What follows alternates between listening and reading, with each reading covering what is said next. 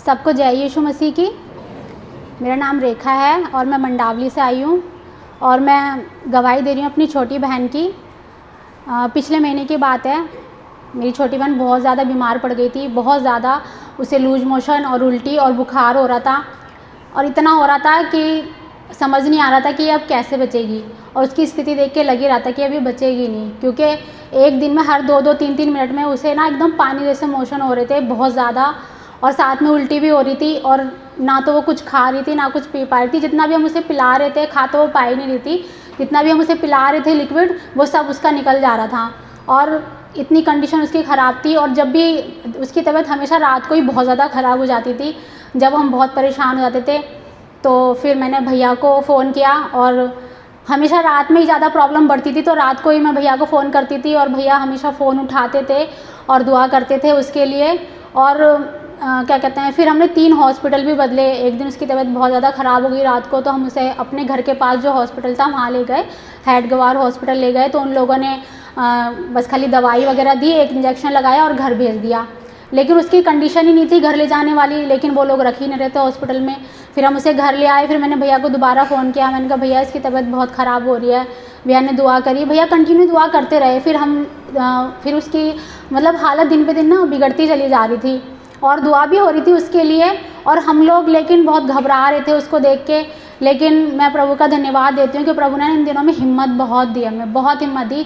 परेशानी तो थी हमारे नज़रों के सामने, लेकिन साथ में प्रभु हमें हिम्मत भी दे रहे थे उस परेशानी से लड़ने की। फिर हम उसे राम मनोहर लोहिया हॉस्पिटल ले गए। उन लोगों ने भी एक रात उसे हॉस्पिटल में रखा इमरजेंसी में, और फिर सुबह उन्होंने भी घर भेज दिया कि ठीक है अब ले जाओ। पर घर पे लाते ही उसकी फिर वही हालत कंडीशन हो जा रही थी। फिर मैंने भैया को दोबारा बोला, भैया मुझे शुरू से ही बोल रहे थे कि बेटा उसे आप ना सफदरजंग वाले हॉस्पिटल में लेकर जाओ। लेकिन अब वही सब लोग, अब मैं उसे अकेले तो ले जा नहीं सकती, तो फैमिली के साथ ही लेकर जाऊंगी उसको। तो सब लोग यही कहते कि घर के पास जो हॉस्पिटल है वहाँ लेके जाएंगे, वहाँ लेके जाएंगे। वो भी करके देख लिया, घर के पास जो हॉस्पिटल उनमें भी ले जाके देख लिया, लेकिन कुछ नहीं हुआ। फिर भैया ने मुझे बोला कि तुम से जल्दी एक दिन रात को उसकी इतनी तबीयत ख़राब हो गई, उसके कपड़ों में ही उसने सब कर दिया, कपड़े ख़राब हो गए उसके सारे। तो फिर मैंने भैया को रात को दोबारा फ़ोन किया, मैंने कहा भैया आप दुआ करो, इसकी हालत बहुत ख़राब हो रही है। फिर भैया ने दोबारा से दुआ करो और भैया ने बोला मुझे थोड़ा सा टेढ़ी आवाज़ में कि तुम इसे लेकर क्यों नहीं जा रही हो हॉस्पिटल, सफदरजंग लेकर जाओ उसे। मैं तुरंत फिर उसको रात को 3-4 बजे का टाइम था, मैं उसको सफदरजंग लेकर गई। और फिर वहाँ पर भी हम लोग जब गए तो उन लोगों ने भी वैसे ही किया कि नहीं आप ये दवाइयाँ दीजिए, इससे ये ठीक हो जाएगी, और ऐसा कुछ तो है नहीं कि जब हम इसे एडमिट करें। तो फिर मैंने भैया को दोबारा फ़ोन किया, मैंने कहा भैया हॉस्पिटल से ही, मैंने कहा भैया वो लोग तो मना कर रहे हैं कि एडमिट नहीं करेंगे। और पर्चे पे लिख भी दिया, जो पर्चा उन्होंने बनाया उस पर लिख भी दिया कि इसको छुट्टी मिल चुकी है, बस इसका बीपी थोड़ा नॉर्मल हो जाए, इसे आप घर ले जाना। तो मैंने कहा भैया वो लोग एडमिट करने के लिए मना कर रहे हैं। भैया ने बोला दीदी आप घर लेकर मत आना उसे बिल्कुल भी, आप पीछे पड़ जाना। और डॉक्टर के नहीं इसे एडमिट करो, हम घर पे जैसे ले आते हैं, इसकी तबीयत बहुत ख़राब हो जाती है और मैं दुआ करता हूँ इसे एडमिट करेंगे ही करेंगे। भैया ने दुआ करी वहीं पे ही। तो 2-3 मिनट बाद ही ना 3-4 डॉक्टरों का ना एक ग्रुप जैसा आया और उसमें एक लेडी डॉक्टर भी थी। तो उस लेडी डॉक्टर ने जैसे ही मेरी बहन का पर्चा देखा और उस पर लिख दिया उसने कि इसे एडमिट करो, इसे एडमिट करने की ज़रूरत है। मैं प्रभु का धन्यवाद देती हूँ कि जो भी वो लेडी आई थी वो प्रभु की ओर से ही थी, क्योंकि उन्होंने तो पर्चे पे पहले लिख दिया था कि नहीं इसे घर ले जाओ, ये ठीक है, ऐसी कोई कंडीशन नहीं है इसे एडमिट करने वाली। लेकिन फिर वो एडमिट हुई वहाँ पर और 1 हफ्ते वहाँ एडमिट भी रही। उसे जो भी ट्रीटमेंट उसको चाहिए था, उसकी बॉडी को चाहिए था, वो उसे मिला। और साथ में कंटिन्यू उसके लिए दुआ भी हुई, भैया हॉस्पिटल में भी आए दुआ करने के लिए उसके लिए। और जो भी कुछ ट्रीटमेंट हुआ वो तो संसारिक था, क्योंकि उसकी बॉडी को ज़रूरत थी, क्योंकि उसके शरीर में से सब कुछ निकल गया था। लेकिन दया तो यीशु मसीह जी ने की उसके ऊपर, जो उसको बचा लिया। क्योंकि इतनी कंडीशन ख़राब होने के बाद उसको देखकर लग नहीं रहा था कि वो बचेगी, क्योंकि मैं इतना घबरा जाती थी उसको देख कर के, ऐसा लगता था कि प्रभु अब ये क्या होगा। तो भैया मुझे हमेशा वचनों से समझाते थे कि दीदी आप चिंता मत करो, अब जो यीशु मसीह पर विश्वास करते हैं ना प्रभु उन्हें कभी लज्जित नहीं होने देते, और ये अब आपके घर पर आई है ना तो ठीक होकर ही जाएंगी, आप विश्वास करो। मैंने प्रभु यीशु मसीह पर विश्वास किया। ना किसी इंसान की बातों से नहीं समझ सकते, हम सिर्फ और सिर्फ वचन से ही समझ सकते हैं, क्योंकि वचन जो परमेश्वर का इतना मजबूत होता है ना, वो हमें ऐसे दृढ़ मजबूत कर देता है। जब हम वचन सुनते हैं ना तो अपने आप हमारे जीवन में, हमारे शरीर में ना एक एनर्जी, एक पावर आती है कि हाँ कोई नहीं है हमारे साथ, लेकिन यीशु मसीह हमारे साथ खड़े हुए हैं और वो हमें इतनी हिम्मत और ताकत देते हैं। मैं प्रभु यीशु मसीह का बहुत बहुत धन्यवाद देती हूँ कि प्रभु ने मुझे इतनी करोड़ों की भीड़ में से चुना और अपनी महिमा के लिए इस्तेमाल किया। मैं प्रभु यीशु मसीह का बहुत धन्यवाद देती हूँ। जो लोग समझते हैं कि यीशु मसीह में आने से उनका धर्म बदलता है, ऐसा कुछ भी नहीं है। यीशु मसीह में आने से जीवन बदलता है और इतना प्यार मिलता है ना यीशु मसीह का। सबसे ज़्यादा तो हमें हिम्मत मिलती है कि हम एक परेशानी, हर दुख तकलीफ से लड़ सकते हैं अपने यीशु मसीह जी के साथ। मैं प्रभु यीशु मसीह का हाथ उठा के धन्यवाद देती हूँ इस गवाही के लिए कि उन्होंने मेरी बहन के जीवन को बचाया और मुझे सबसे पहले यीशु मसीह ने चुना। ये मेरी तो सबसे बड़ी गवाही मेरे जीवन की यही है। मैं सबको प्रभु यीशु मसीह के नाम से, प्रभु यीशु मसीह सबको आशीष दें और मैं धन्यवाद देती हूँ इस गवाही के लिए। सबको जय यीशु मसीह की। हालेलुया। सबको जय यीशु मसीह जी की। धन्यवाद करते हैं आज के इस दिन के लिए, समय के लिए, संगति के लिए कि प्रभु का वायदा है मत्ती 18:20 आते, जहाँ 2 या 3 मेरे नाम पर इकट्ठे होते हैं वहाँ मैं उनके पीछे मौजूद होता हूँ। तो प्रभु यीशु मसीह की यहाँ मौजूदगी है। सुंदर गवाहियों के लिए, सुंदर भजनों के लिए धन्यवाद करते हैं। अब हम इस वचन में चलेंगे जो प्रभु का आत्मिक बनना है। सो विश्वास सुनने से, सुनना यीशु मसीह के वचन से होता है। रोमी 10:17 पे लिखा है। तो आइए हम इस वचन को सुनते हैं जो हमारा आत्मिक बनना है, हमें हमारी आत्मा को स्ट्रांग, मजबूत करता है। तो देखते हैं मत्ती की पुस्तक और उसका 8 अध्याय और उसकी 1 आयत से हम इसको पढ़ना चाहेंगे।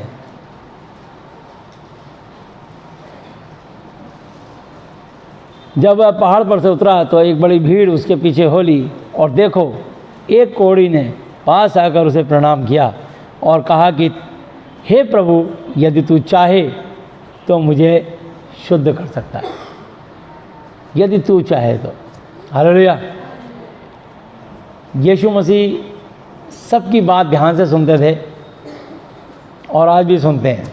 हालेलुया। मुर्दों में जी उठे और आज तक जिंदा हैं। वो हर विश्वासी की प्रार्थनाएं, दुआएं और उनकी बातें ध्यान धरकर सुनते हैं। हालेलुया। चाहे अच्छी हो चाहे बुरी। इसलिए बुरी बातें कहने से पहले सोच लीजिएगा, क्योंकि हमारी अच्छी और बुरी दोनों बातों का न्याय होगा।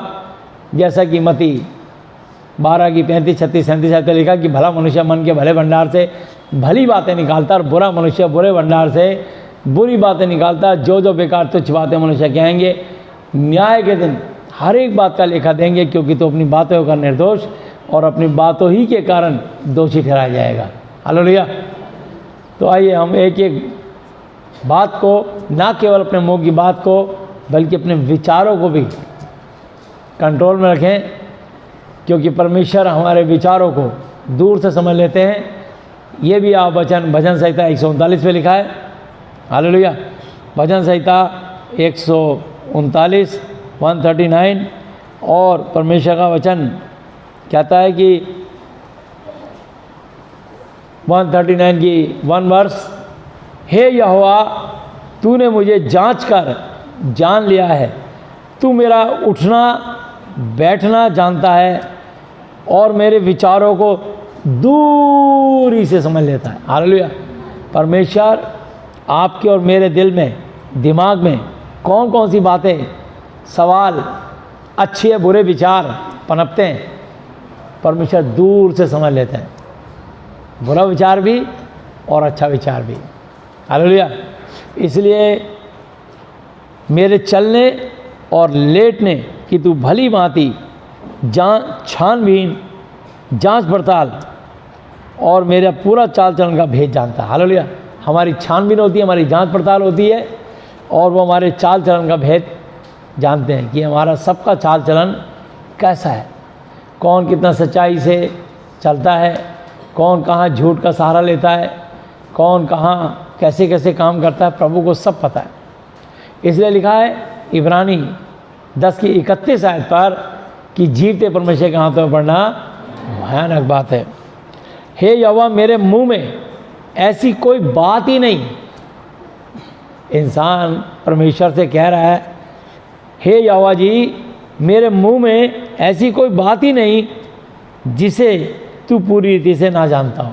हालेलुया। परमेश्वर पूरी अच्छी रीति से हमारी एक एक बात को जानते, जांचते और समझते हैं। जब हम परमेश्वर का भय मानने लगते हैं तो हम आशीष पर आशीष पाते हैं। तूने मुझे आगे पीछे घेर रखा है और अपना हाथ मुझ पर रखे रहता है। हालेलुया। तो सोच लीजिए कि आपके ऊपर यीशु मसीह का हाथ सदा बना रहता है और यीशु मसीह अपने वचन से बंधे हैं। यूहन्ना 6:37 पे लिखा है, जो कुछ मेरा पिता यहोवा देता है वो सब मेरे पास आएगा और जो कोई मेरे पास आएगा उसे मैं कभी ना निकालूंगा। हालेलुया। इसलिए उन्होंने कहा यहोशू 1:5 आयतें, जैसे मैं उस समय मूसा के संग संग रहा वैसे ही इस समय, इस वचन को पढ़ रहे हो आप, इस समय तेरे संग संग भी रहूँगा और ना तो मैं तुझको धोखा दूंगा ना मैं तुझको त्यागूंगा छोड़ूंगा। हालेलुया। तो मैं आपको बताना चाहता हूँ इस और उस नहीं लिखा, लेकिन कई लोग कंफ्यूज होते हैं, ये उनके लिए मैंने वचन बोला इस और उस, क्योंकि एक भाई को मैंने कहते सुना ये तो उस समय परमेश्वर ने मूसा से कहा था, उस समय परमेश्वर ने मूसा से कहा था, तो इस समय इसी वचन को वो आज तुमसे कह रहा है। हालेलुया। और इब्रानी 13:8 आयत लिखा है कि यीशु मसीह कल आज और युगानुयुग एक सा है। हालेलुया। परमेश्वर कभी बदलते नहीं, बदलते हैं तो मैं और आप, मेरी और आपकी सोच, जब हम संसारी सोचने लगते हैं तो प्रभु से हमारी दूरियां स्थापित होनी शुरू हो जाती है और शैतान की हमारी तरफ करीब आने शुरू हो जाता है।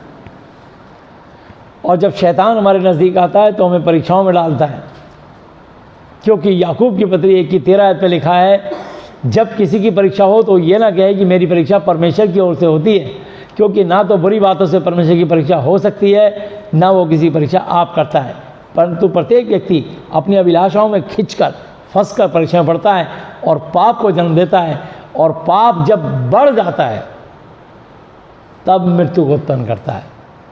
याकूब पत्री 1:13, 14, 15 आयतें ये वचन लिखा है। हालेलुया। तो मैं आपको बताना चाहता हूँ कि परमेश्वर अपने वचन से बंधे हैं, इसलिए उन्होंने कहा है मत्ती 24:35 आयतें, आकाश और पृथ्वी टल जाएंगे परंतु मेरा वचन कभी ना टलेगा। परमेश्वर का वचन कभी नहीं टलेगा। हम आप बातें हैं इसलिए हमारी बातें बदल जाती हैं, हमारे व्यूज़, हमारे विचार बदल जाते हैं, और हम अभी कहते हैं तू ये नहीं कर सकता, कुछ समय जब वो हम कर जाते हैं तो कहते हैं यार मेरे को उम्मीद नहीं थी कि तू कर पाएगा। तो हम ऐसा सोचते हैं, लेकिन ये सब कुछ सिर्फ प्रभु यीशु मसीह के अनुग्रह से होता है। हालेलुया। क्योंकि परमेश्वर के लिए कोई भी काम कठिन नहीं है। हालेलुया। तो आइए हम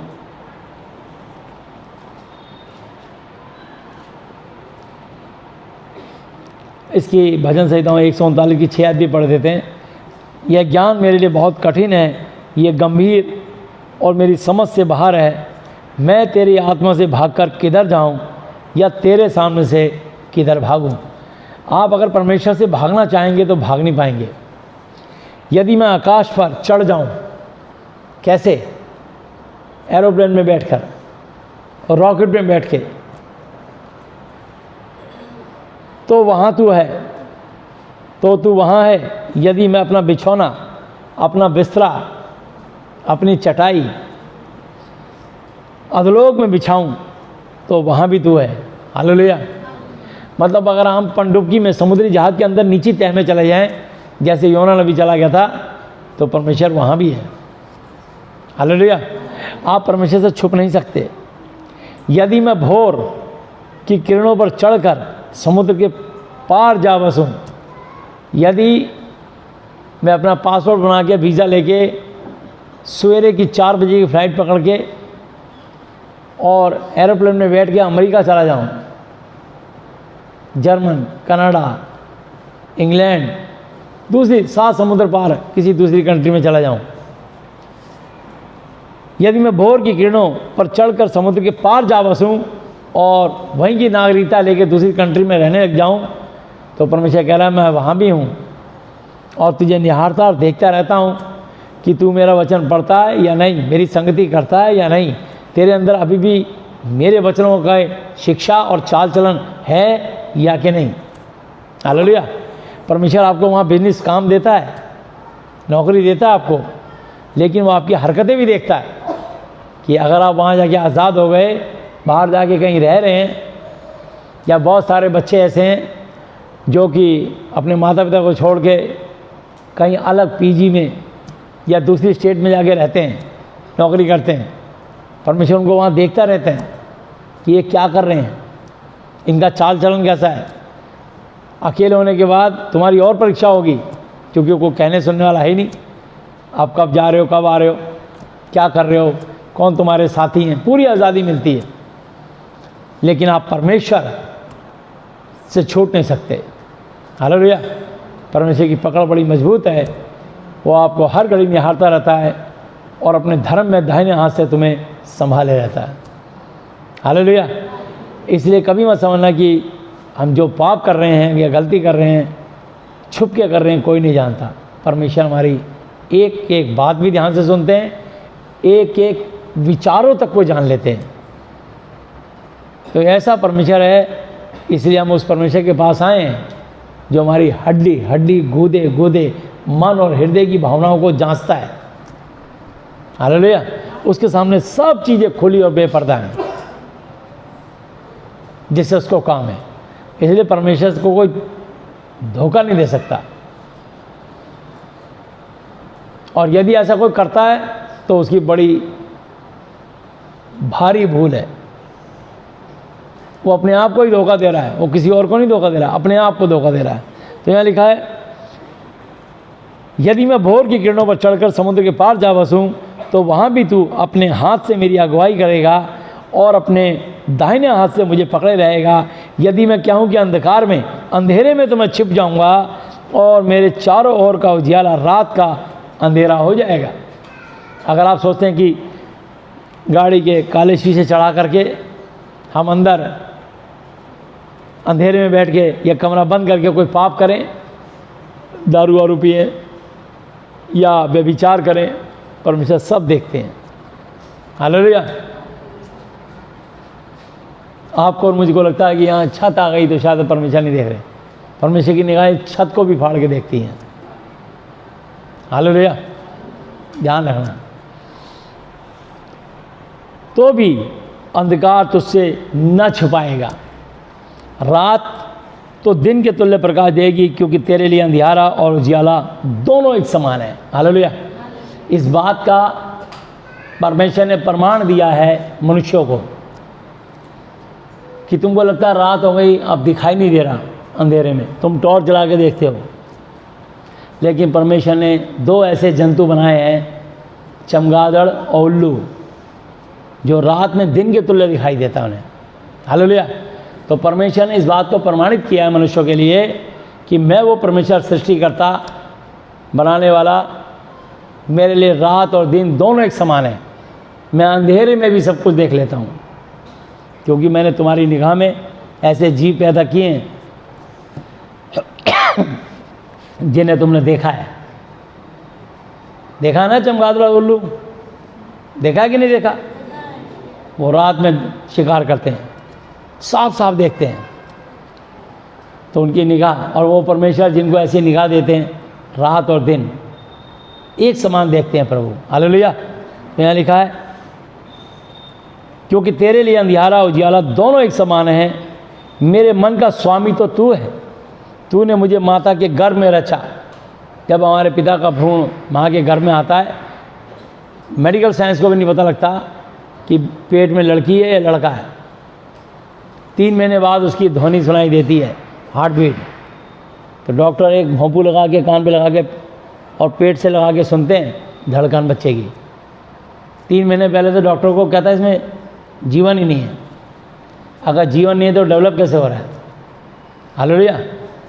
जीवन तभी आ जाता है बच्चे में, लेकिन मेडिकल साइंस बहुत पीछे और पीछे ही रहेगा। मैं तेरा धन्यवाद करूंगा इसलिए कि मैं भयानक और अद्भुत रीति से रचा गया हूँ। तेरे काम तो आश्चर्य हैरानी के हैं और मैं इसे भली भांति जानता हूँ। जब मैं गुप्त में बनाया जाता और पृथ्वी के नीचे स्थानों में रचा जाता था, तब मेरी हड्डियाँ तुझसे छिपी ना थी। हालेलुया।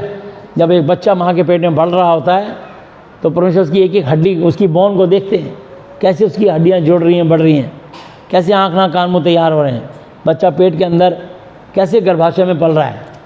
जैसे समझ लो मछली फिश एक्वेरियम में घूमती रहती है, ऐसे ही बच्चे के लिए माँ का पेट फिश एक्वेरियम के समान होता है, पूरी कलाबाजी खाता रहता है, घूमता रहता है और 9 महीने तक रहता है। ये परमेश्वर का करिश्मा है। हालेलुया। सो तेरी आंखों ने मेरे बेडोल तत्व को देखा। बेडोल, जैसे आप कभी अपने बचपन की तस्वीर देखो और आपकी देखो, बचपन में कैसे थे आप और अब आप कितने बदल गए। आपकी हर चीज़ बड़ी हो गई, पूरे दांत आ गए, चेहरा बड़ा हो गया, हाथ पैर उंगलियां बड़ी हो गई। तो परमेश्वर में अंश अंश करके बदलते हैं। तेरी आंखों ने मेरे बेडोल तत्वों को देखा और मेरे सब अंग जो दिन दिन बनते जाते थे वे रचे जाने से पहले तेरी पुस्तक में लिखे हुए थे। और मेरे लिए तो हे परमेश्वर तेरे विचार क्या ही बहुमूल्य, बेशकीमती हैं। उनकी संख्या का जोड़ कैसा बड़ा है। यदि मैं उनको गिनता तो बालू के किनकों से भी अधिक ठहरते। जब मैं जाग उठता हूँ तब भी तेरे संग रहता हूँ। हालेलुया। तो आप जब सोते हैं तो भी परमेश्वर आपकी रक्षा करते हैं, और जब आप जाग उठते हैं तो फिर परमेश्वर से अपनी प्रार्थनाएं करते हैं, बातें करते हैं। हालेलुया। लेकिन परमेश्वर सोते समय भी हमारी रक्षा करते हैं। आपको नींद में सोने का पता नहीं है कब आपके पास सांप, कीड़ा, बिच्छू आ गया, कोई कीड़ा मकोड़ा आपके कान में घुस रहा है, आपको काटना चाह रहा है, क्योंकि परमेश्वर ने वाचा बांधी है। हालेलुया।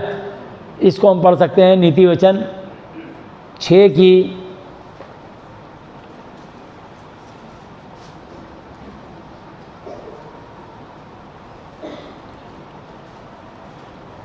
22 है।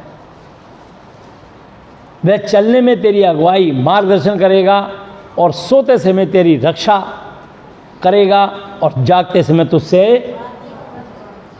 बातें करेगा। हालेलुया। परमेश्वर अपने वचन से बातें करेगा, हमारी बात का जवाब अपने वचन से देगा। हालेलुया। कभी कभी लोगों को जैसे बुरे सपने आते हैं, अगर वो धन्य व्यक्ति जिससे यीशु मसीह दर्शन में, सपने में दिखाई दें। यीशु मसीह कभी चित्र के अनुसार, फोटो के अनुसार दिखाई नहीं देते। समझ लो किसी ने ऐसे देखा तो उसने शैतान को देखा। जब भी किसी को यीशु मसीह के दर्शन होंगे, यीशु मसीह का चेहरा कभी नहीं आएगा। पहली बात,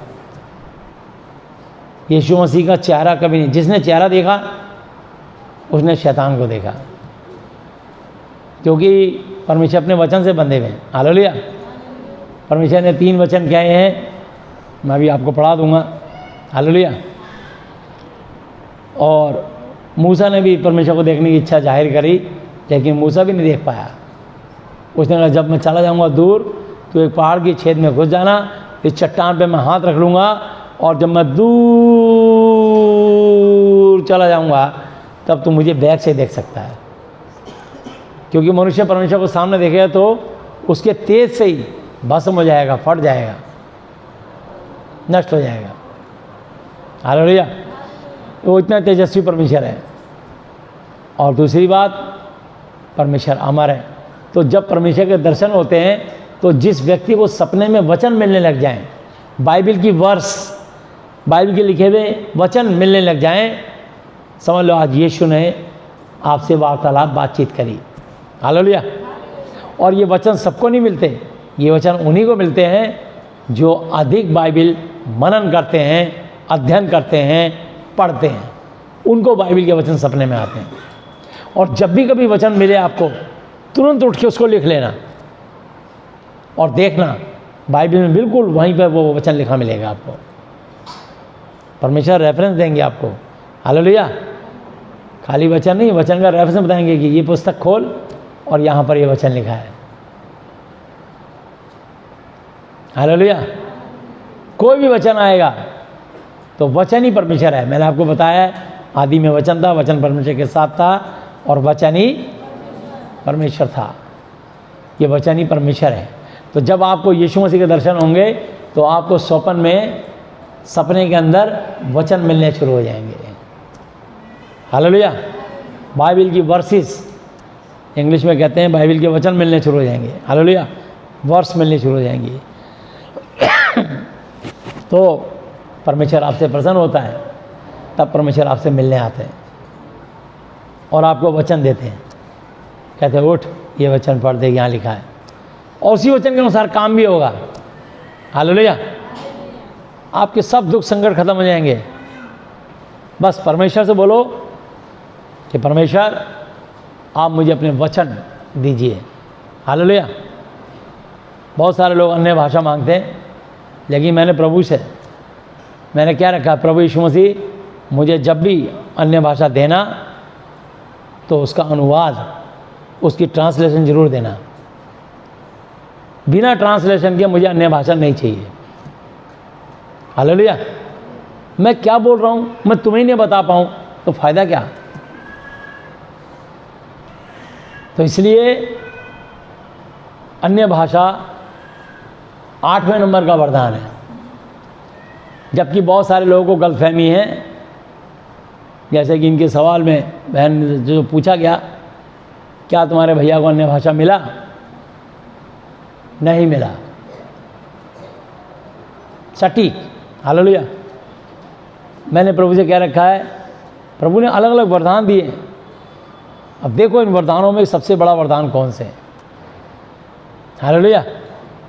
तो परमेश्वर अलग अलग वरदान देते हैं, और जितना प्रभु में आप आगे बढ़ोगे आपको वरदानों की बौछार लग जाएगी। हालेलुया। सो इसलिए वह चलने में तेरी अगुवाई करेगा, और सोते समय तेरी रक्षा, और जागते समय तुझसे वचन के द्वारा बातचीत करेगा। हालेलुया। आज्ञा तो दीपक और शिक्षा ज्योति और सिखाने वाले की डांट जीवन का मार्ग है। हालेलुया। तो सिखाने वाला जब भी तुमको डांटेगा तो तुमको ज़िंदगी देगा, ताकि तुझको बुरी स्त्री से, बुरी औरत से बचाए और पराई स्त्री की चिकनी चुपड़ी बातों से बचाए। उसकी सुंदरता देखकर अपने मन में उसकी अभिलाषा ना कर, वह तुझे अपनी कटाक्ष नैनों से, आँखों से फंसाने ना पाए, क्योंकि वेश्यागमन के कारण मनुष्य टुकड़ों का भिखारी हो जाता है, परंतु व्यभिचारिणी औरत अनमोल कीमती जीवन का अहेर शिकार कर लेती है। जैसे शिमशोन की जिंदगी का शिकार दलीला के द्वारा कर लिया गया।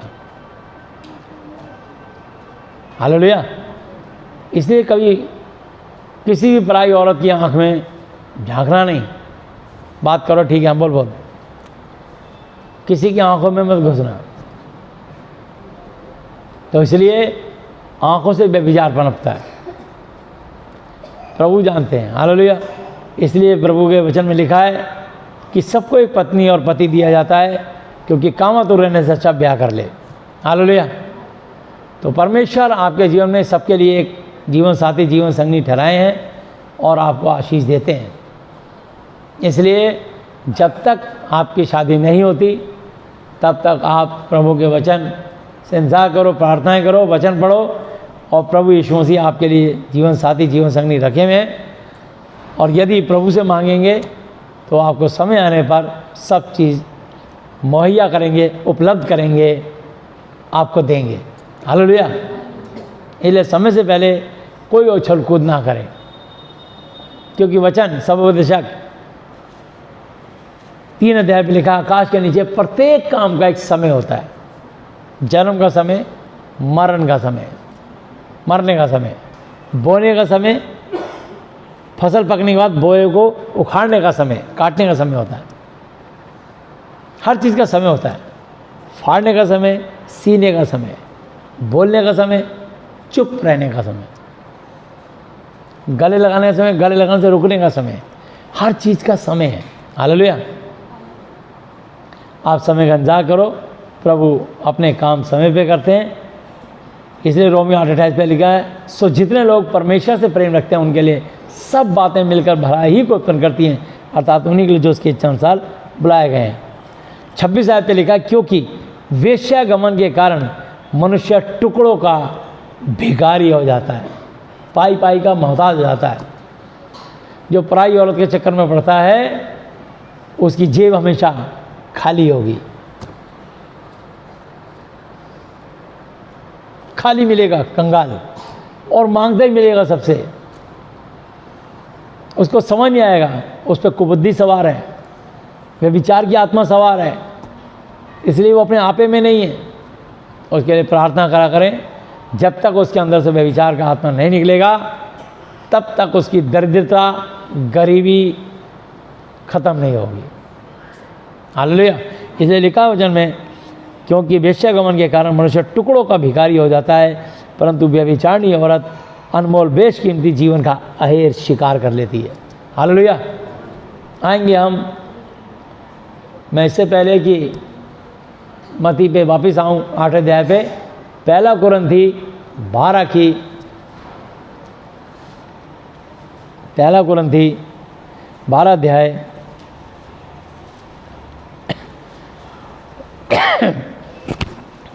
28 है। ये वरदानों की लिस्ट है, ठीक है, ये वरदानों की लिस्ट है। मैं भी इसमें पूरा प्रचार बाद में करूँगा, समय नहीं है, ठीक है, सिर्फ आपको से एक मुखड़ा दिखा रहा हूँ, ठीक है ना, इस पूरे प्रचार का मुखड़ा दिखा रहा हूँ कि जो वरदान बोलते हैं ना, इसमें लिखा है। ये परमेश्वर ने इसमें 8 वरदान लिखे हैं और परमेश्वर ने कलीसिया में अलग अलग डिफरेंट व्यक्ति नियुक्त किए हैं। परमेश्वर ने, किसने किए हैं? परमेश्वर करते हैं। कोई मनुष्य अपने आप से अपना पद नहीं ले सकता। यीशु से कहा, एक औरत ने मेरे बेटे को अपने दाहिने और बाएं बैठा, उसने कहा मैं कौन? ये काम यहोवा का है। बल्कि चेलों को जलन हो गई, ये कैसी औरत आई और कह रही मेरे बेटे को एक को दाहिने और स्वर्ग में बाएं बैठाना, ये वाचा बांध। यीशु ने कहा यह काम यहोवा का है, मेरा नहीं है। हालेलुया। तो यीशु मसीह बिल्कुल सटीक जवाब देते थे। एक ने कहा हे उत्तम गुरु, बोला मुझे क्यों कहता उत्तम गुरु? उत्तम एक अर्थात परमेश्वर। हालेलुया। तो मैं आपको बताना चाहता हूँ, यीशु मसीह ने अपने आप को बिल्कुल नम्र और दीन करके छोटा बनाया, और वो यहोवा जी के इकलौते पुत्र हैं और स्वर्ग पृथ्वी के अधिकारी हैं, और यीशु मसीह ही यहोवा जी हैं, उन्हीं में से निकल के प्रतिबिंब है उनके। हालेलुया। लेकिन पुत्र बन के पैदा हुए इसलिए छोटे रहे। तो यहाँ लिखा है, और परमेश्वर ने कलीसिया में अलग अलग डिफरेंट व्यक्ति नियुक्त किए हैं। प्रथम नंबर 1 का वरदान प्रेरित। हालेलुया। जो प्रभु के वचन से लोगों को प्रेरणा देते हैं, प्रचार करते हैं और लोगों को शिक्षा देते हैं। हालेलुया। इस वचन से लोगों को उत्साहित करते हैं। हालेलुया। प्रेरणा देते हैं और प्रभु के वचन के पीछे चलते हैं और जगह जगह कलीसियाओं को स्थापित करते हैं, जगह जगह नियुक्त करते हैं उनको शिक्षा दे करके कि आज से यहाँ की कलीसिया आप संभालोगे। हालेलुया। तो प्रथम है, नंबर 1 है प्रेरित। दूसरे नंबर का वरदान होता है भविष्यवाणी करने वाला भविष्यवक्ता। ये बाइबल की पुस्तक भविष्यवाणी की पुस्तक है। जो इस वचन से बोलता है वो भविष्यवाणी करता है। हालेलुया। तीसरा वरदान है शिक्षक। बाइबल की तालीम देना, दुनियावी बातों की नहीं, बाइबल के परमेश्वर की शिक्षा बहुत डिटेल में, ब्रीफ में आपको समझाना, एक्सप्लेन करके, वो शिक्षक होते हैं। तीसरे नंबर का वरदान। फिर चौथे नंबर पे सामर्थ्य के काम करने वाले यानी बड़े बड़े सामर्थ्य के काम, जैसे 20 साल 30 साल से व्हील चेयर पे बैठा है, किसी को कैंसर है, किसी को एड्स है, किसी को ब्लड शुगर है, किसी को ब्लड कैंसर है, कोई भयंकर हार्ट की प्रॉब्लम है, कोई भयंकर बीमारी है, वो ठीक नहीं होते, डॉक्टर ने लाइलाज घोषित कर दिया। जैसे अभी रेखा बहन अनीता की गवाही थी, शायद उन्होंने बताया नहीं कि मेरी बहन का नाम अनीता है। तो मैं आपको बताना चाहता हूँ कि उसको लूज मोशन लग गए थे। एक दिन में 650-700 लूज मोशन। मेडिकल साइंस का कहना है कि 25 लूज मोशन के बाद इंसान जीवित नहीं रहता। लेकिन यीशु मसीह के अनुग्रह के कारण, जिस पर यीशु मसीह की छाया और अनुग्रह होती है, वो जीवित रहता है, और ना केवल जीवित रहता है बल्कि और लोगों के लिए गवाह और आशीष का कारण ठहरता है। हालेलुया। तो आपकी गवाही बड़ी मूल्यवान होती है। आपकी गवाही से दूसरे के जीवन में प्रभाव पड़ता है।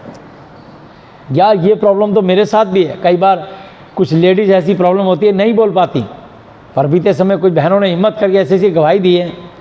उन गवाहियों से वो और बहनें जो शर्मा रही थी अब तक, वो बाहर निकल के आती हैं और इस बात के लिए प्रेरित होती हैं कि यार इस बहन को जो प्रॉब्लम है यही सेम तो प्रॉब्लम मुझे भी है।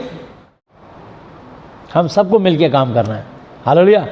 सो यहाँ लिखा है तीसरे नंबर पे शिक्षा देने वाले शिक्षक, फिर चौथे नंबर पे सामर्थ्य के काम करने वाले, यानी बड़े बड़े चमत्कार उनके द्वारा होंगे। उनकी प्रार्थना से मुर्दे जिंदा हो जाएंगे, उनकी प्रार्थना से व्हील चेयर पर बैठे हुए लोग खड़े हो जाएंगे, बिस्तर पे लेटे हुए मरीज खड़े हो जाएंगे। और फिर हैं लोगों को चंगा करने वाले, स्वस्थ करने वाले, ठीक करने वाले। जैसे किसी को लकवा, फालिस, पैरालाइज, डेंगू, मलेरिया, टाइफाइड, खांसी, जुकाम, सर्दी, कोल्ड, नॉर्मल फीवर। तो ये छोटे मोटे जो चंगाई होती है हर कलीसिया में होती है। हालेलुया। यीशु मसीह के नाम से होती है और सब चंगाई देने वाले यीशु मसीह है, कोई इंसान नहीं है। हालेलुया। कि सोचे इस पास्टर के द्वारा चंगाई मिलती है। पास्टर चंगाई नहीं दे सकता। पास्टर के द्वारा पवित्र आत्मा यीशु मसीह नासरी यहोवा जी मिल के काम करते हैं और यीशु मसीह वो काम करते हैं सारे। हालेलुया। इसलिए आदर महिमा यीशु मसीह को जानी चाहिए, क्योंकि वही इसके योग्य हैं। हालेलुया। सो फिर चंगा करने वाले, फिर उपकार करने वाले। उपकार का मतलब होता है जो लोग, प्रभु उनको पैसे से इतना धनाढ्य बना देगा और उनका दिल ऐसा खोल देगा कि प्रभु की महिमा के लिए वो चेक काट काट के डोनेशन देंगे।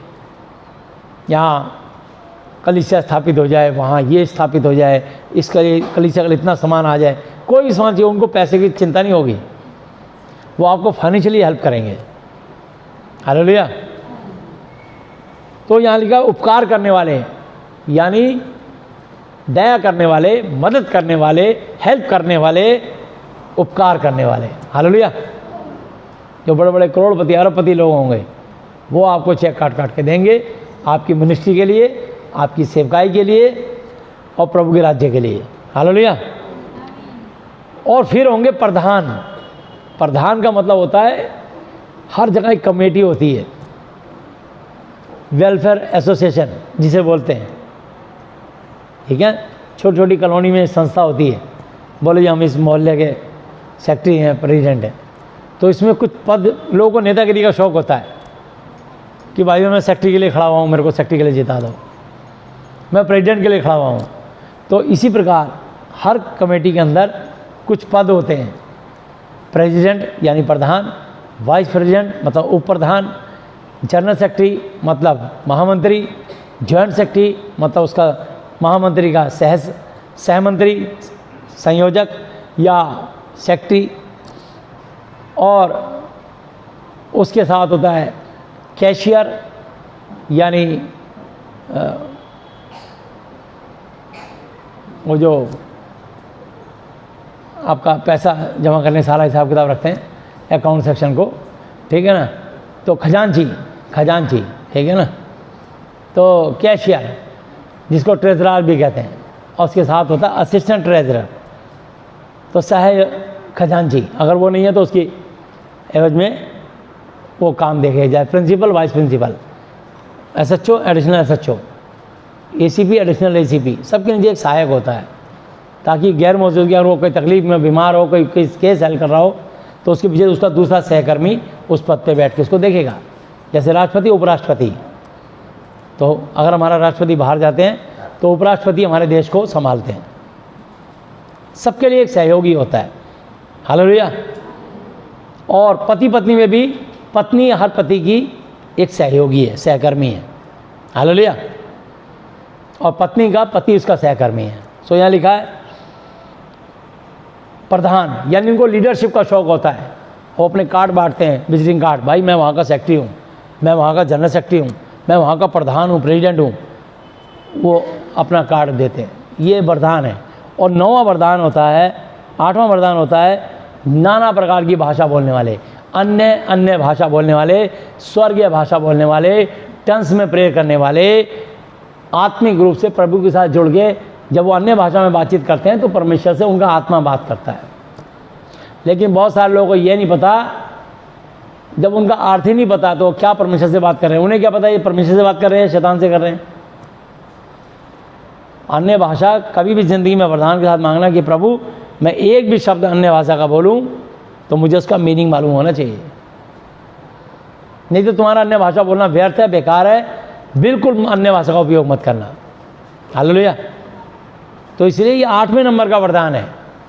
और बहुत सारे लोग समझते हैं कि जिसको यह अन्य भाषा है उसको पवित्र आत्मा मिला है। ये कन्फ्यूजन है लोगों को। मैं ये भी क्लियर कर देता हूँ पवित्र आत्मा क्या होता है इसी, और इसका मैं 9वां वरदान भी बता देता हूँ। पहले 10 आयत पढ़ेंगे इसकी 10 आयत।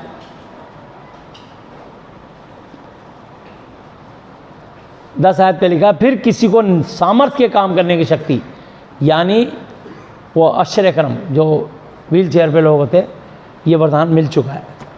किसी को भविष्यवाणी की, ये वरदान भी आ चुका है। और किसी को आत्माओं की परख, ये है 9वां वरदान। हालेलुया। आत्माओं की परख कि इसके अंदर कौन सी आत्मा है। जो वचन से बोलेगा वो परमेश्वर का आत्मा है, जो वचन से हटके बोलेगा वो शैतान का आत्मा है। हालेलुया।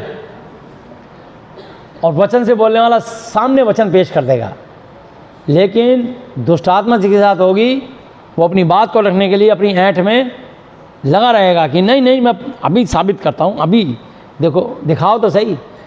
मुंह तो खोल देते हैं बड़ा सा मगरमच्छ की तरह, लेकिन उनको जवाब नहीं मालूम होता। इसलिए कोई भी मुंह से वचन निकालने से पहले आपको उसका रेफरेंस जरूर मालूम होना चाहिए, वरना उस रेफरेंस के बिना कभी चर्चा भी मत करना उस वचन की। हालेलुया। तब मजा आएगा प्रचार का। तो इसलिए लिखा है किसी को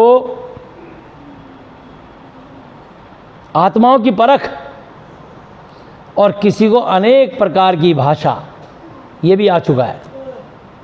9 वरदान हो गया, आत्माओं की परख, और किसी को भाषाओं का अर्थ बताना, इंटरप्रिटेशन करना और अनुवाद करना, ट्रांसलेशन करना, इसको कहते हैं भाषाओं का अर्थ बताना। तो आप लोगों को भी यहाँ कई वरदान मिले हैं भाषाओं का अर्थ बताना। जिनको 2 लैंग्वेज आती है वो वरदान, जैसे किसी को गढ़वाली आती है और हिंदी भी आती है, बिहारी आती है और हिंदी भी आती है, बंगला आती है और हिंदी भी आती है, उड़िया आती है और हिंदी भी आती है, इंग्लिश आती है और हिंदी भी आती है, भोजपुरी आती है और हिंदी भी आती है। तो आप भाषाओं का अर्थ बताना है, ये अलग अलग भाषा है, आप अपनी भाषा के लोगों को बीच में अनुवाद कर सकते हो, समझे ना। किसको हरियाणवी भाषा उसका अर्थ बताना, पंजाबी भाषा उसका अर्थ बताना हिंदी में, तो इसको कहते हैं अनुवाद करना, भाषाओं का अर्थ बताना। ये 10वां वरदान है। हालेलुया। ये वरदानों का पूरा चैप्टर है, 1 कोरिन्थी 12, 13, 14 अध्याय तीनों। हालेलुया। इस पर बड़ा लंबा प्रचार हो जाएगा। मैं एक ही बात का अगर जवाब दूंगा तो इसको उत्तर देने में मुझे पूरा सिर्फ एक ही दिन, एक ही तब भी पूरा प्रचार नहीं कर पाऊंगा, क्योंकि जब मैं प्रचार करता हूं तो बहुत ज़्यादा खुल के डिटेल में एक्सप्लेन भी करता हूं। मैं कभी ये नहीं कह दिया ये लिखा है पढ़ लो या घर जाके पढ़ लो, बस ऐसे नहीं होता। हाँ, ये अभी आपसे कह रहा हूँ कि ये वरदानों का चैप्टर है, 12, 13, 14 चैप्टर तीनों वरदानों का है। घर जाके पढ़ना, जो नहीं समझ आएगा उसको खोल के मैं एक्सप्लेन करूँगा, डिटेल में समझा दूँगा। हालेलुया। अभी नहीं। तो इस बात का जवाब दे रहा हूँ एक, कि लोग कहते हैं अन्य भाषा अगर मिल गई तो पवित्र आत्मा मिल गया। गलत, वो लोग गलत बोलते हैं। तुम सबको पवित्र आत्मा मिला हुआ है। हालेलुया। तुम सबको पवित्र आत्मा मिला है। यहाँ से कोई नहीं है जो पवित्र आत्मा से अछूता हो, जिसको पवित्र आत्मा ने नहीं चुना या नहीं छुआ। तुम सब लोगों पे पवित्र आत्मा का वरदान है। संकट तो आते हैं और गिर भी पड़ते हो, लेकिन तुम गिरे नहीं रहते, उठ खड़े हो जाते हो, क्योंकि वचन में लिखा धर्मी जन 7 बार भी गिरे तो भी उठ खड़ा होगा। हालेलुया। तो मैं रोमियो की इसी की ये 1 कोरिन्थी 12 की 1 आयत, 12 अध्याय 1, 2, 3 पढ़ूंगा। हे भाइयों, मैं नहीं चाहता कि तुम आत्मिक वरदानों के विषय में अज्ञात अनजान रहो। तुम जानते हो कि जब तुम अन्य जाति थे, यानी आप जिस भी समाज से आए हो वो तुम अन्य जाति थे, अगर यीशु को नहीं मानते थे और किसी और समाज में पल रहे थे, बड़े हो रहे थे और शिक्षा तालीम ले रहे थे, तो आप अन्य जाति से आए हो। हालेलुया। अन्य जाति थे तो गूंगी मूर्तों के पीछे जैसे चलाए जाते थे वैसे चलते थे, क्योंकि असली परमेश्वर जिसने सृष्टि को बनाया है वो सृष्टिकर्ता इस चीज़ को देखता रहता है और वो लोगों को समझाना चाहता है कि ये पाप करना छोड़ो। और सिर्फ बाइबल ही ऐसी पुस्तक है जो बिल्कुल एकदम सटीक सीधा दिल में जाके तीर लगता है, एकदम दिमाग में तीर लगता है, सच्ची एकदम हमारी बात का जवाब मिलता है इस बाइबल के वचन से। हालेलुया। और लोगों का यही वो पाप है जिस कारण लोगों के जीवन में तकलीफें आती हैं। हालेलुया। यीशु मसीह ने किसी को ज़्यादा बताने की ज़रूरत नहीं समझी, बस आए, अपने आप को तैयार किया, अभिषेक से भरा और लोगों को चंगा करते गए। जो मैं अभी मत्ती 8 अध्याय पढ़ा रहा था, बस उनके अंदर सामर्थ्य इतनी थी, फ्लो आते थे, जिसको चाहिए दुआ करी जाओ। अब मैं कैसे ठीक करता हूँ कैसे नहीं करता तुम इतना सुनना नहीं चाहते,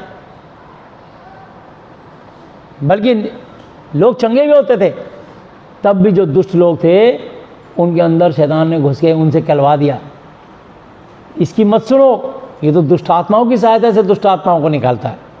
तब यीशु ने उत्तर दिया कि अगर शैतान ही शैतान को निकालेगा तो उसका राज्य क्यों कर कैसे बना रहेगा। हालेलुया। मैं दुष्ट आत्माओं से दुष्ट आत्माओं को नहीं निकालता, शुद्ध आत्मा ही दुष्ट आत्मा को निकाल सकती है, पवित्र आत्मा ही दुष्ट आत्मा को निकाल सकती है। हालेलुया। तो यीशु मसीह ने अपना काम किया, वो काम पे विश्वास करते थे। इसलिए बाइबल में लिखा यूहन्ना 8:32 में तुम सत्य को जानोगे तो सत्य तुम्हें स्वतंत्र करेगा। तो यीशु मसीह ने अपनी सामर्थ्य से लोगों को ठीक किया। अब आते हैं, मैं आना तो चाहता हूँ लेकिन ठीक है, चलिए मैं इसको पहले पूरा कर दूँ। 2 और 3 आयत। तुम जानते हो कि जब तुम अन्य जाति थे तो गूंगी मूर्तों के पीछे जैसे चलाए जाते थे वैसे ही चलते थे। इसलिए मैं तुम्हें चेतावनी देता हूँ, तुमको अलर्ट करता हूँ, चेतावनी देता हूँ कि जो कोई परमेश्वर की आत्मा की अगुवाई से बोलता है वो नहीं कहता कि यीशु श्रापित है, और ना कोई पवित्र आत्मा के बिना कह सकता है कि यीशु प्रभु। तो आप यीशु को प्रभु मानते हो तभी तो यहाँ आते हो, इसलिए आपके साथ पवित्र आत्मा है। और अगर आप में से कोई यीशु को प्रभु नहीं मानता वो यहाँ नहीं आएगा, और यदि वो यहाँ आ गया तो जैसे ही पवित्र वचन उसके कान में जाएगा वो चीखने चिल्लाने लग जाएगा। दुष्ट आत्मा कहेगी चुप, ये वचन चुप हो, मत बताए ये सब बातें लोगों को, चुप हो जा। वो सच का मुंह बंद कराना चाहता है। समझ लो दुष्ट आत्मा है। इससे तुम पहचानते हो, जैसा भी तुमने देखा भी था पीछे समय, किसी विश्वासी जन में दुष्ट आत्मा घुस गई और वहीं से चिल्लाते हुए आ रहे चुप हो जा चुप हो जा। ये शैतान था। इससे पता लगता है पवित्र आत्मा और दुष्ट आत्मा। जिसके अंदर दुष्ट आत्मा होगी प्रकट हो जाएगी या चीखने चिल्लाने लग जाएगी, बिना हाथ लगाए, बिना मारे पीटे, बिना कोई कुटिल कठोर बात बोले, सच्चा वचन उसको छुएगा, छूते ही खटक एकदम वो मेल्ट हो जाएगा। हालेलुया।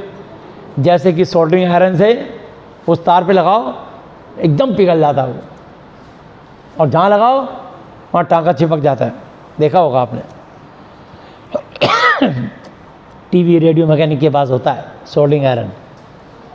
जैसे ही ये वचन ज़्यादा प्रचार कर दोगे तो वहाँ पिघलाहट शुरू हो जाएगी, दुष्ट आत्मा पिघलने लग जाएगी, मेल्ट होने लग जाएगी, बिलबिलाने लग जाएगी, उबलने लग जाएगी। बंद बंद बंद बंद करो, ज़्यादा प्रचार मत करो। और उस पर जरा सा टांका लगा दिया, थोड़ी देर में वहीं सूख के एक गांठ सी बन के रह जाएगी। ठीक है कि मैं जुड़ गई इसके साथ। वो कहते हैं अब मैं पवित्र आत्मा के साथ जुड़ गई, दुष्ट आत्मा से आज़ाद हो गई, मेल्ट हो के पिघल के और तुमने जहाँ पे तार जोड़ दी, अब मैं इसके साथ जुड़ गई। इसलिए इस वचन की शिक्षा तुम्हारे साथ जुड़ गई, तुम्हारी तार जुड़ चुकी है यीशु मसीह के साथ, पवित्र आत्मा के साथ। इसलिए तुम सब खुशी से यहाँ आते हो, अपनी इच्छा से आते हो और हर संडे इंतज़ार करते हो कि अगली कलीसिया कब लगेगी और हम परमेश्वर का वचन, उसके तालीम कब सुनेंगे। आज परमेश्वर हमें क्या वचन देना चाहते हैं, आज हमारे को परमेश्वर कैसे आज़ाद करेंगे। हालेलुया। तो ये पवित्र आत्मा की निशानी है। इसलिए वो नहीं है जो अन्य भाषा है, अन्य भाषा 8वें नंबर का वरदान है। हालेलुया। और वो वरदान मैं आपको जब खुल के समझाऊंगा, प्रचार करूंगा, अभी मैं उस पर नहीं आ रहा, नहीं तो बड़ा लंबा प्रचार हो जाएगा। वो अन्य भाषा में जब मनुष्य बातचीत करता है तो उसकी आत्मा परमेश्वर से वार्तालाप करती है, उसको शैतान भी नहीं समझ पाता। लेकिन उसकी एक खूबी होती है, जब अन्य भाषा में परमेश्वर से बात करेगा मनुष्य, उस पर वो अन्य भाषा प्रकट भी करेगा। ये नहीं कि बस तू ये मेरी बातचीत हो रही है, तू मुझसे अन्य भाषा में बात कर रहा है, मैं तुझसे कर रहा हूँ। ये भाषा तो उनकी है ही नहीं मनुष्य की, ये तो पवित्र आत्मा की भाषा है। तो पवित्र आत्मा उसको अपना ज्ञान भी देती है कि परमेश्वर तुझसे इस वचन में ये लिखा है, इसका अर्थ ये है। हालेलुया। तो इसलिए अन्य भाषा बोलने वाला अगर ऐसी बुदबुदा रहा है तो गलत है। तो बाइबल में लिखा है कि ये बेहतर है कि मैं तुमसे 10,000 अन्य भाषा बातें करने से अच्छा मैं तुमसे 5 बातें साफ साफ करूं, जिससे तुम्हारे दिमाग में प्रवेश कर जाएं। हालेलुया। मैं 10,000 अन्य भाषा बोलूं, तुम्हें कुछ पल्ले नहीं पड़ रहा भैया क्या बोल रहे हैं, तो ऐसी भाषा का क्या फ़ायदा। हालेलुया। अगर 5 स्पष्ट बातें बोलूं तो आपको खट से समझ आएंगी। हालेलुया। इसलिए मैं आपको यह भी पढ़ा देता हूँ, ठीक है।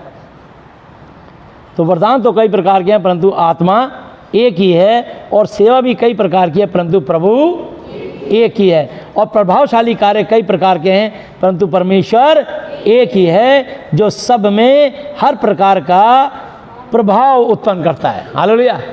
इसलिए अलग अलग डिफरेंट वरदान देता है।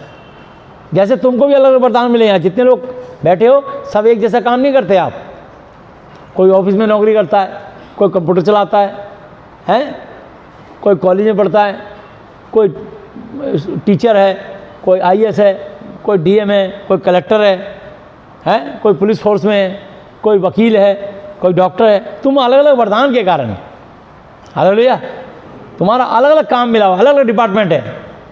ये प्रभु ने दिया है कि तू ये काम कर, मैं तुझ पे इसी पे आशीष दूंगा। और जो तुम काम करते हो वही तुम्हारा खेत है, जिससे तुम कमा के लाते हो, जिससे तुम्हारी इनकम होती है, वही तुम्हारा खेत है। उसी खेत का तुम दशमांश जब डालते हो प्रभु को, अपने झुंड के चरवाहे को, हालेलुया, हर व्यक्ति अपने झुंड के चरवाहे को देगा। जो जहाँ की कलीसिया का है, अपने शिक्षक, जिसको वो शिक्षक मानता है, उसी को दशमांश देगा, उससे उसको बहुत आशीष मिलेगी। हालेलुया। तो इसलिए मैं आपको बताना चाहता हूँ कि परमेश्वर एक एक वचन को खोल देते हैं, किंतु सबके लाभ पहुंचाने के लिए हर एक को आत्मा का प्रकाश दिया जाता है। होली स्पिरिट, पवित्र आत्मा का मार्गदर्शन दिया जाता है। हालेलुया। क्योंकि एक को पवित्र आत्मा के द्वारा बुद्धि के वचन दिए जाते हैं और दूसरे को उसी आत्मा के द्वारा ज्ञान के वचन दिए जाते हैं। हालेलुया। बुद्धि और ज्ञान में क्या अंतर है? बुद्धि और ज्ञान में क्या अंतर है भैया? हालेलुया। बुद्धि और ज्ञान में अंतर बताता हूं। हालेलुया। बुद्धि और ज्ञान में अंतर यह, अय्यूब 28:28 पढ़िए।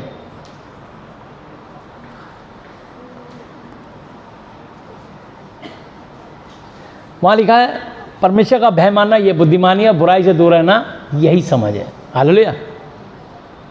तो एक तुम्हारी संसार की बुद्धि होती है और एक बाइबल की शिक्षा की बुद्धि होती है। जो परमेश्वर की ओर से जो होता है वो ज्ञान होता है, और जो तुम अपने मुंह से बोलते हो, अपने विचारों से करते हो, वो बुद्धि होती है, वो तुम्हारी बुद्धि है, परमेश्वर की बुद्धि नहीं है। इसलिए तो परमेश्वर ने कहा है, जब मेरे से मिलना हो ना, मेरे से बातचीत करनी हो, तब नीति वचन 3:5 याद रख के आना मेरे पास, कि इंसान तू अपनी समझ का सहारा ना लेना, वरन संपूर्ण मन से यहोवा जी पे भरोसा रखना, इस वचन पे भरोसा रखना, उनके इकलौते बेटे यीशु मसीह नासरी के नाम पे विश्वास रखना, पवित्र आत्मा पे विश्वास रखना, क्योंकि स्वर्ग और पृथ्वी का सारा अधिकार यीशु मसीह को दिया गया है।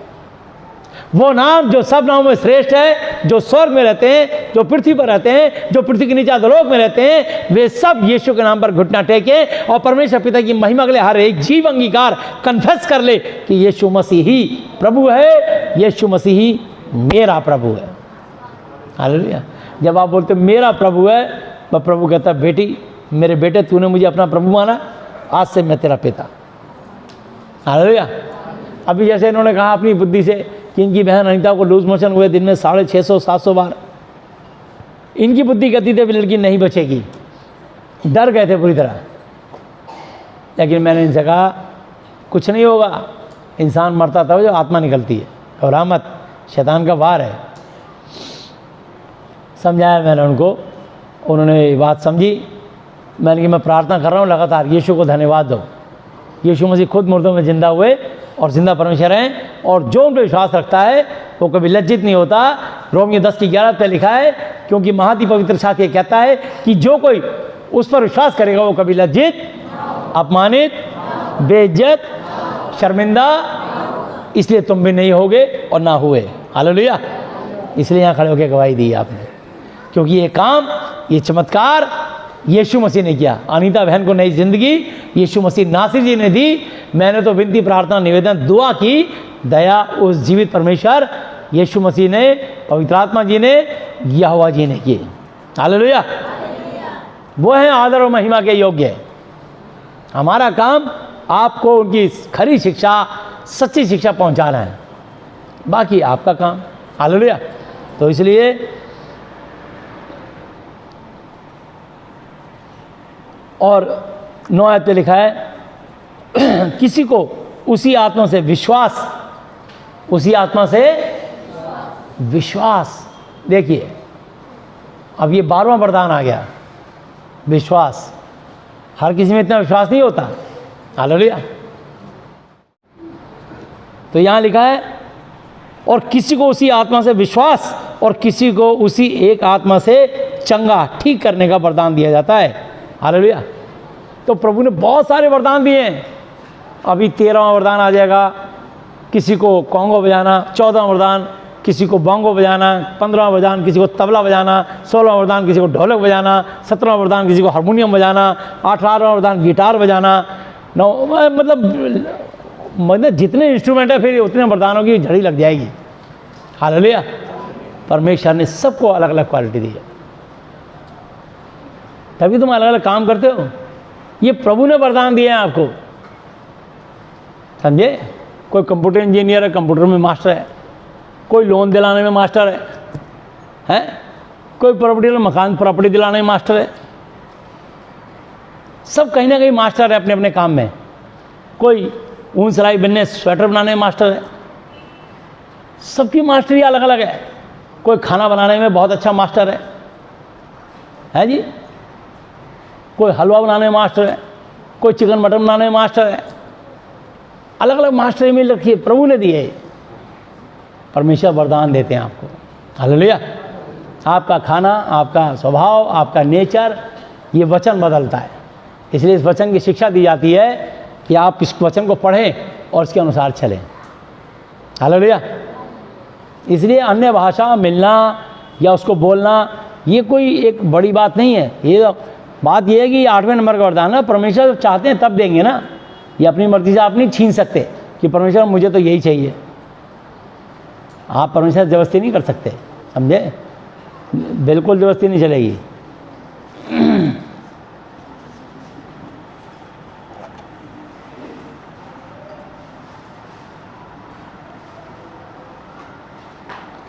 और इसका 14 अध्याय निकालेंगे। पहला कुरिन्थी 14 अध्याय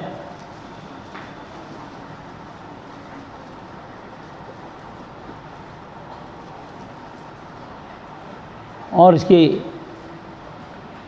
मैं 14 आयत से पढ़ रहा हूँ, ठीक है। इसलिए यदि मैं अन्य भाषा में प्रार्थना करूं तो मेरी आत्मा प्रार्थना करती है, परंतु मेरी बुद्धि काम नहीं। ये तुम्हारी अपनी बुद्धि है, ये फेल हो जाएगी जब आप परमेश्वर से अन्य भाषा में बातचीत करोगे तो। हालेलुया। सो क्या करना चाहिए? मैं आत्मा से भी प्रार्थना करूँगा और बुद्धि से भी प्रार्थना दुआ करूँगा। जिन लोगों को अन्य भाषा नहीं मिली वो मुंह से बोल के प्रार्थना करते हैं, प्रभु मेरी जॉब लग जाए, प्रभु मेरा सिलेक्शन हो जाए, प्रभु मैं सुरक्षित जाऊँ, सुरक्षित आऊँ। वो अन्य भाषा इसको नहीं आती तो क्या दुआ नहीं करेगा? वो करता है। हालेलुया। तो मैं बुद्धि से भी प्रार्थना करूँगा और आत्मा से भी गाऊँगा और बुद्धि से भी गाऊँगा। नहीं तो यदि तू आत्मा ही से धन्यवाद करेगा तो फिर अज्ञानी तेरे धन्यवाद पर आमीन कैसे, क्यों कर कहेगा? इसलिए कि वह तो नहीं जानता कि तू क्या कहता है। तू भली भांति अच्छी प्रकार से धन्यवाद करता है, परंतु दूसरे की उन्नति नहीं होती। मैं अपने परमेश्वर का धन्यवाद करता हूँ कि मैं सबसे अधिक अन्य भाषा में बोलता हूँ। पौलुस कह रहा है मैं सबसे अधिक अन्य भाषा में बोलता हूँ। हालेलुया। अब ये अपनी बात वो लोगों से बता रहा है, परंतु कलीसिया में अन्य भाषा में 10,000 बातें कहने से यह मुझे और भी अच्छा जान पड़ता है कि औरों को सिखाने के लिए बुद्धि से 5 ही बातें क्या हूँ। हालेलुया। अब मैं 10,000 बातों में अन्य भाषा बोल रहा हूँ, तुम्हें समझ ही नहीं आ रही। अब यहाँ कर दो, ये उड़ीसा की है, यहाँ उड़ीसा में बोलना शुरू कर देगी, आधों को समझ ही नहीं आएगी। वो बंगाल को खड़ी कर दो, नीरा को, वो बंगला बोलनी शुरू कर दे, किसी समझ ही नहीं आएगी। चल भैया तू बंगला में प्रचार कर। लोग कहेंगे भैया चुप कराओ इसे, हमारे पल्ले नहीं पड़ रही, हमको बंगला नहीं आती। मैं मलयाली को खड़ा कर दूँ, मद्रासी को, और मद्रासी यहाँ प्रचार करेगा, तुम्हारी समझ में नहीं आएगा। इसलिए अपनी भाषा अपने पास रखो, ठीक है। गढ़वाली बोलो, गढ़वाली में प्रचार कर। यहाँ और गढ़वाली थोड़ी हैं सारे, तो बाकियों को ज्ञान कैसे मिलेगा? तो इसलिए सारे लोग अन्य भाषा नहीं जानते। जब तक वो वरदान ना मिले प्रार्थना करो कि प्रभु मुझे अन्य भाषा का अनुवाद भी दीजिए। हालेलुया। जब आप अनुवाद मिले तब जाके अन्य भाषा बोलो। थोड़ी अन्य भाषा बोली, इसका मीनिंग ये है, ये अन्य भाषा बोली, इसका मीनिंग ये है। जैसे कोई अंग्रेज यहाँ प्रचार करता है इंग्लिश में, तो ट्रांसलेटर उसका हिंदी में अनुवाद कर देता है कि अंग्रेजी में इसने ये कहा, हिंदी में मैं आपको एक्सप्लेन कर रहा हूँ। हालेलुया। इसने मलयाली में ये कहा, अब मैं तो आपको हिंदी में इसका ट्रांसलेशन कर रहा हूँ, अनुवाद करना। तो बहुत सारे लोगों को पता ही नहीं है, वो लड़की ने ऐसा बोल दिया आपको, पर ये आपके दिमाग की कसरत है, ये आपकी परीक्षा है, इससे आप मजबूत होंगे। कोई बात नहीं, जितना ऐसे लोग सवाल करते हैं इससे इंसान स्ट्रांग होता है। जब परीक्षा आती है तभी तो स्ट्रांग होता है, नहीं तो ज़िंदगी नीरस हो जाएगी आपकी। अच्छा है, कुछ ना कुछ तूफान आते रहने चाहिए। इसमें तो लिखा है याकूब पत्री 1 की 2, 3, 4 आते, हे मेरे भाइयों जब तुम नाना प्रकार की परीक्षाओं पढ़ो तो इसको पूरे आनंद की बात समझो, क्योंकि तुम्हारे विश्वास के परखे जाने से धीरज उत्पन्न है, पर धीरज को अपना पूरा काम कर लेने दो ताकि तुम सिद्ध और खड़े हो जाओ और तुम में किसी बात की घटी ना रहे। हालेलुया। हर परीक्षा तुमको कुछ सिखा के जाती है, हर मुसीबत में तुम ज़्यादा निखर के आते हो। रो मत, प्रार्थना करो, क्योंकि परमेश्वर कहता है मेरे लिए कोई काम कठिन नहीं। तुम जीवते परमेश्वर की संतान हो, तो अपना मुंह पसार, मैं उससे भर दूंगा। भजन संहिता 81 की 10 आयत पे लिखा है। हालेलुया। तो जब आप प्रार्थना करोगे तब परमेश्वर आपको देंगे। यीशु मसीह वरदान बढ़ने दो, प्रभु का अभिषेक बढ़ने दो। हालेलुया। कितनी शिक्षा देता हूँ, कितनी बारीकी से समझाता हूँ, फिर भी शैतान तुमको मिसगाइड कर देता है। लेकिन यीशु मसीह ने क्या करा? इसलिए यीशु मसीह ने ज़्यादातर चमत्कार किए, ज़्यादा शिक्षा नहीं दी। उसी में बहुत कंट्रोवर्सी हो गई, बहुत बवाल मच गया। यार जहाँ जाता है यीशु मसीह की धूम मच गई। हालेलुया। तो आइए हम जहाँ पर थे वापस चलते हैं, मत्ती 8 अध्याय पे देखते हैं। यीशु मसीह ने धड़ाधड़ काम करने शुरू किए। तो मत्ती 8 अध्याय उसकी एक आयत से दोबारा पढ़ देता हूँ। जब वह पहाड़ से उतरा तो बड़ी भीड़ उसके पीछे हो ली, और देखो एक कोढ़ी ने पास आकर उसे प्रणाम नमस्कार किया और कहा कि हे प्रभु यदि तू चाहे तो मुझे शुद्ध कर सकता है। यीशु ने हाथ बढ़ाकर उसे छुआ और कहा मैं चाहता हूँ तू शुद्ध हो जा। वह तुरंत इमीडिएट कोढ़ से शुद्ध हो गया। यीशु ने उससे कहा देख किसी से ना कहना। और हम यहाँ लोगों को खड़े करके गवाही देते हैं और तब भी लोग सुनने को तैयार नहीं होते। किसी से ना कहना, परंतु जाकर अपने आप को याजकों को दिखला और जो चढ़ावा मूसा ने ठहराया उसे चढ़ा, ताकि उनके लिए गवाही हो। और जब वह कफरनहूम में आया तो एक सूबेदार ने उसके पास आकर उससे विनती की कि हे प्रभु, मेरा सेवक घर में झोले का मारा हुआ बहुत दुखी पड़ा है। उसने उससे कहा, मैं आकर उसे चंगा करूँगा।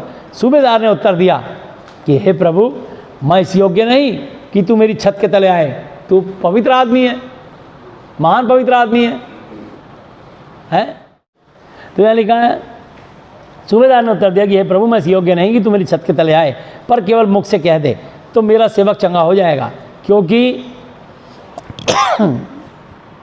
उदाहरण दिया यीशु मसीह ने, हालेलुया, यीशु मसीह को उदाहरण दे रहा वो सूबेदार, क्योंकि मैं पराधीन हूँ। बोला, मैं सरकार की नौकरी करता हूँ, हालेलुया, मैं राजा के अधीन हूँ, मैं पराधीन हूँ, मनुष्य हूँ, और सिपाही मेरे हाथ में। और जब एक से कहता हूँ जा तो वह जाता है, दूसरे को कहता हूँ कि आ तो वह आता है, और अपने दास से कहता हूँ यह कर तो वह करता है। हालेलुया। तो इसलिए अगर एसएचओ बोलेगा इसको बंद कर दो, सिपाही नहीं पूछता क्यों, उठा के बंद कर देता है। कोई भी मुकदमा बनाओ, एसएचओ कहता है इसको छोड़ दो, कोई नहीं पूछते क्यों, ऑर्डर है साहब का। एसएचओ नहीं छोड़ा तो एसीपी का ऑर्डर आता है, एसीपी के बाद डीसीपी का ऑर्डर आता है, डीसीपी को डीआईजी का ऑर्डर आता है, डीआईजी को आईजी का ऑर्डर आता है, आईजी को होम सेक्रेटरी का ऑर्डर आता है, होम सेक्रेटरी को होम मिनिस्टर का फ़ोन आता है। सब एक दूसरे पे बंधे हुए हैं, अधिकारी पे अधिकारी, अधिकारी पे अधिकारी। वो सिर्फ आदेश करते हैं, हमारा आदमी है, तफ्तीश जारी है, बोलो बस रफा दफा करो, छोड़ दो इसे, ओके जनाब। ये सर की नौकरी है, जेब चोरी करनी है, पता है दोषी है, रफा दफा हो जाता है। तो यहाँ लिखा है, यह सुनकर यीशु ने अचंभा किया और जो उसके पीछे आ रहे थे उनसे कहा कि मैं तुमसे सच कहता हूँ कि मैंने इज़राइल में भी ऐसा विश्वास नहीं पाया। जो अपने आप को कहते हैं ना बॉर्न क्रिश्चियन, जन्मजात, कहता है उनके अंदर भी मैंने ऐसा विश्वास नहीं पाया, यहूदियों में भी मैंने ऐसा विश्वास नहीं पाया जो इस आदमी के अंदर विश्वास है। हालेलुया।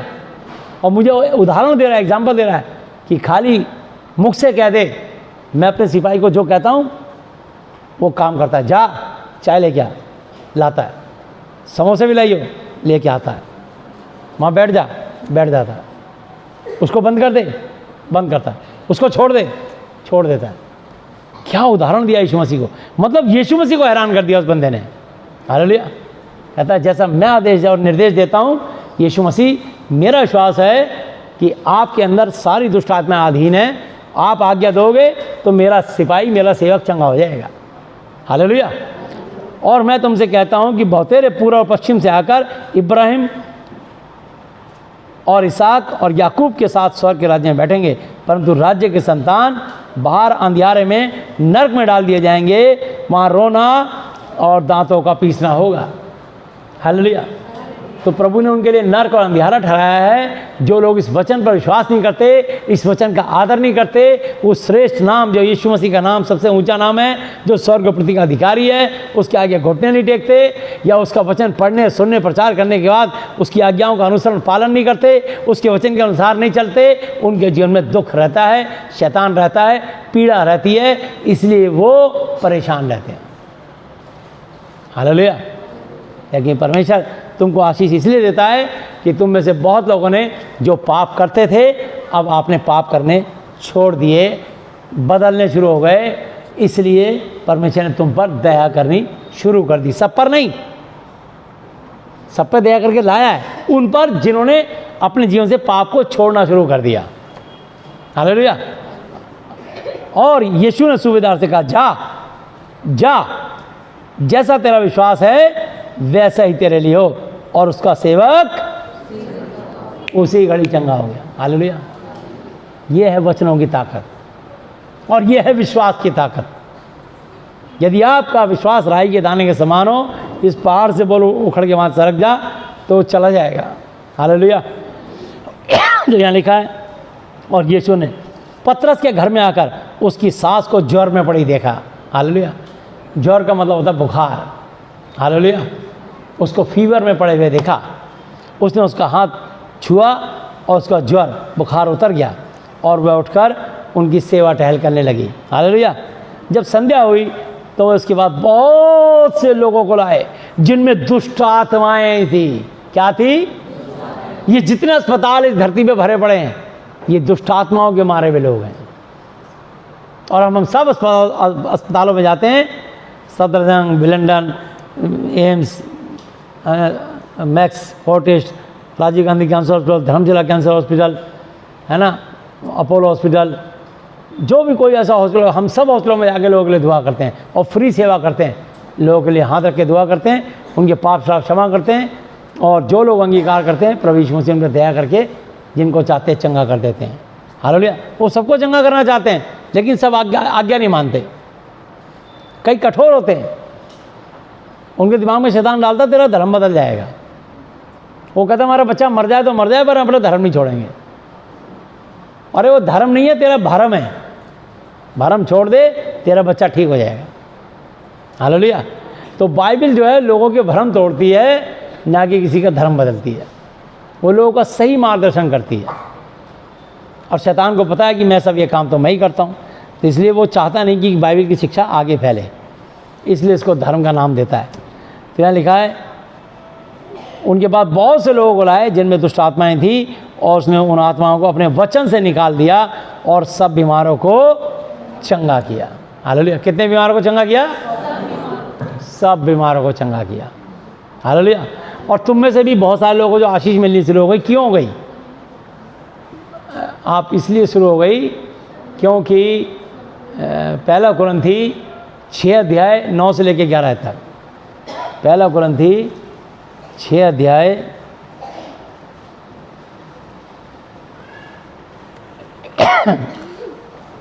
'क्या तुम नहीं जानते कि अन्यायी लोग, दूसरों का हक मारने वाले, दूसरों पे जुल्म करने वाले, दूसरों पे अत्याचार करने वाले अन्यायी लोग परमेश्वर के राज्य के वारिस नहीं होंगे। धोखा ना खाओ। जो लोग वेश्याओं के पास जाते हैं, अपनी पत्नी को छोड़ के वेश्याओं के कोठों पर जाते हैं, फिर वहाँ से एड्स लगा के ले आते हैं, ना मूर्ति पूजा करने वाले, ना पराई स्त्री के साथ संबंध बनाने वाले पर स्त्रीगामी, ना लुच्चे जो चौराहे पे खड़े होकर लड़कियों बहू बेटियों को छेड़ते हैं, सीटियाँ बिसल मारते हैं, ना पुरुषगामी जो पुरुष के साथ स्त्री के साथ समलैंगिक करते हैं, ना चोर हाथों से चोरी करने वाले, ना लोभी लालची लोग, ना पियक्कड़, बीड़ी सिगरेट शराब चरस अफीम गांजा स्मैक तम्बाकू गुटखा, 90 नंबर 300 नंबर किमाम खैनी रात दरबार कुबेर सुबेर, जिससे भी किमाम इमाम जो भी खाते हो नशा उत्पन्न होता है। कितनों के नाम गिनाऊं? सबकी लिस्ट बना रखी है मैंने। हालेलुया। बहुत सारे नशे हैं। तो पियक्कड़ एक ब्रीच में कर दिया, इसको छोटा कर दिया, ठीक है, समझ लो हर नशा करने वाला पियक्कड़ हो गया। न गाली देने वाले, ना अंधेर करने वाले परमेश्वर के राज्य के वारिस होंगे। और तुम में से कितने ऐसे ही थे, परंतु तुम प्रभु यीशु मसीह के नाम से और हमारे परमेश्वर के आत्मा से धोए गए और पवित्र हुए और धर्मी ठहरे। हालेलुया। तेरे पाप धुल सकेंगे यीशु के लहू के द्वारा, ओ मेरे पाप धुल सकेंगे यीशु के लहू के द्वारा। मेरे और आपके लिए यीशु मसीह ने अपना लहू बहाया है। मेरे और आपके लिए अपना पवित्र लहू आया। मेरे और आपके लिए परमेश्वर ने जगत से ऐसा प्रेम रखा कि अपना इकलौता पुत्र दे दिया, ताकि जो कोई उस पर विश्वास करे वो नाश ना हो परंतु अनंत जीवन, हमेशा की जिंदगी, अनंत काल तक स्वर्ग में रहे। तुम्हारा शरीर 120 साल के अंदर मरेगा पर आत्मा कभी नहीं मरेगी। या तो अनंत काल के लिए स्वर्ग में रहेगी या अनंत काल के लिए अधोलोक नरक में रहेगी। ये फैसला, निर्णय तुम्हारा है, इच्छा तुम्हारी है। यदि इस वचन के अनुसार चलोगे तो अनंत काल तक कभी ना मरोगे, और यदि इस वचन को रौंदोगे, कुचलोगे, तोड़ोगे तो कभी स्वर्ग में प्रवेश ना करने पाओगे। मत्ती 24:13 में लिखा है, जो अंत तक धीरे धीरे रहेगा उसी का उद्धार होगा। हालेलुया। तो 2 कुरिन्थी 13:14 पढ़ते हैं। प्रभु यीशु मसीह जी का अनुग्रह और परमेश्वर यहोवा जी का प्रेम और पवित्र आत्मा जी की सहभागिता तुम सबके साथ यीशु के नाम में होती रहे, बनी रहे और बिना रुके बढ़ती चली जाए। आमीन। प्रभु यीशु मसीह नाम से अब तक के अपने जीवित वचन पर पढ़े समझाने पर हम में से प्रत्येक को बताया से आशीष दे। आमीन। प्रभु यीशु की महिमा होता है। आइए हम प्रार्थना में चलते हैं। हालेलुया। हे हमारे पिता, आप जो स्वर्ग में हैं, आपका नाम पवित्र माना जाए, आपका राज्य आए, आपकी इच्छा जैसी स्वर्ग में पूरी होती है वैसे पृथ्वी पर भी हो। हमारे दिन भर की रोटी आज हमें दें, और जिस प्रकार हमने अपने अपराधियों को क्षमा किया है वैसे ही आप भी हमारे अपराधों को क्षमा करें, और हमें परीक्षा में ना लाएं परंतु बुराई से बचाएं, क्योंकि राज्य और पराक्रम और महिमा सदा ही आपके हैं। मेरे प्रभु यीशु मसीह जी के नाम से आमीन। हालेलुया।